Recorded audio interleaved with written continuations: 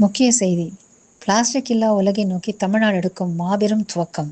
பெரும்பாலான வீடுகளில் பயன்படுத்தப்படும் ஆவின் பாலை வழக்கமான பிளாஸ்டிக் பாக்கெட்டுகளுக்கு பதிலாய் சுற்றுச்சூழலுக்கு பாதிப்பில்லாத மாற்று பாக்கெட்டுகளில் வழங்குவது குறித்து ஆவின் பரிசீலித்து வருகிறது.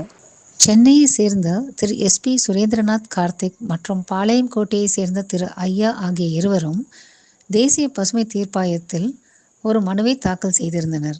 அந்த மனுவில் ஆவின் மற்றும் பிற பால் வழங்கு நிறுவனங்கள், அதாவது தனியார் பால் வழங்கு நிறுவனங்கள், பிளாஸ்டிக் பாக்கெட்டுகளுக்கு பதிலாக கண்ணாடி பாட்டில்கள் உள்ளிட்ட சுற்றுச்சூழலுக்கு உகந்த பொருட்களை பயன்படுத்தி பாலை வழங்குமாறு கோரியிருந்தனர். தேசிய பசுமை தீர்ப்பாயத்தில் இந்த மனு விசாரணைக்கு வரும்பொழுதுதான் ஆவின் மேற்கூறிய முடிவை அறிவித்திருக்கிறது.